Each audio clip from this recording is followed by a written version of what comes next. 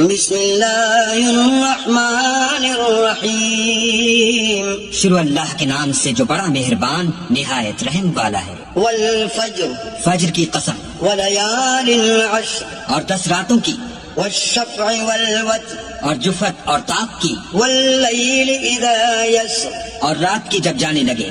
هل فی ذلك قسم لذی حجر، اور بے شک یہ چیزیں عقل مندوں کے نزدیک قسم کھانے کے لائق ہیں کہ کافروں کو ضرور عذاب ہوگا۔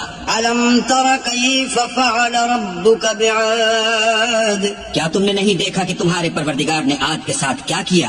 ارم ذات العماد، جو ارم کہلاتے تھے اتنے دراز قد، التي لم يخلق مثلها في البلاد، کہ تمام ملک میں ایسے پیدا نہیں ہوئے تھے۔ وثمود الذين جابوا الصخر بالواد، اور سمود کے ساتھ کیا کیا جو وادی قرا میں پتھر تراشتے اور گھر بناتے تھے۔ وفرعون ذي الأوتاد، اور فرعون کے ساتھ کیا کیا جو خیمے اور میخیں رکھتا تھا۔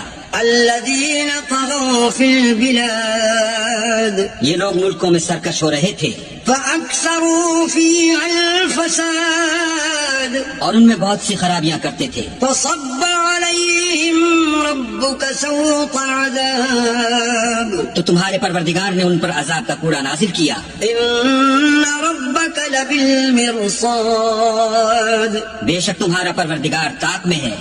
فأما الإنسان إذا ما ابتلاه ربه فأكرمه ونعمه فيقول ربي أكرمن، مگر انسان عجیب مخلوق ہے کہ جب اس کا پروردگار اس کو آزماتا ہے کہ اسے عزت دیتا اور نعمت بخشتا ہے تو کہتا ہے کہ آہا میرے پروردگار نے مجھے عزت بخشی۔ وأما إذا ما ابتلاه فقدر عليه رزقه فيقول ربي أهانن، اور جب دوسری طرح آزماتا ہے کہ اس پر روزی تنگ کر دیتا ہے تو کہتا ہے کہ ہائے میرے پروردگار نے مجھے ذلیل کیا۔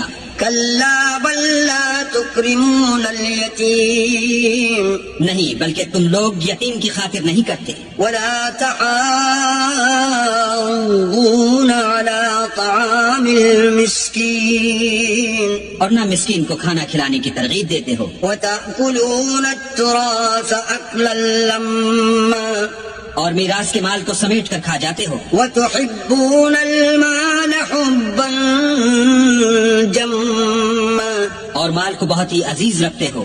كلا إذا دكت الأرض دكا دكا، تو جب زمین کی بلندی کوٹ کوٹ کر پست کر دی جائے گی، وجاء ربك والملك صفا صفا، اور تمہارا پروردگار جلوہ فرما ہوگا اور فرشتے قطار باندھ باندھ کر موجود ہوں گے۔ وجيء يومئذ بجهنم يومئذ يتذكر الإنسان وأنى له الذكرى، اور دوزخ اس دن حاضر کی جائے گی تو انسان اس دن متنبہ ہوگا، مگر اب انتباہ سے اسے فائدہ کہاں مل سکے گا۔ يقول يا ليتني قدمت لحياتي، کہے گا کاش میں نے اپنی زندگی جاویدانی کے لیے کچھ آگے بھیجا ہوتا۔ فيومئذ لا يعذب عذابه أحد، تو اس دن نہ کوئی اللہ کے عذاب کی طرح کا کسی کو عذاب دے گا،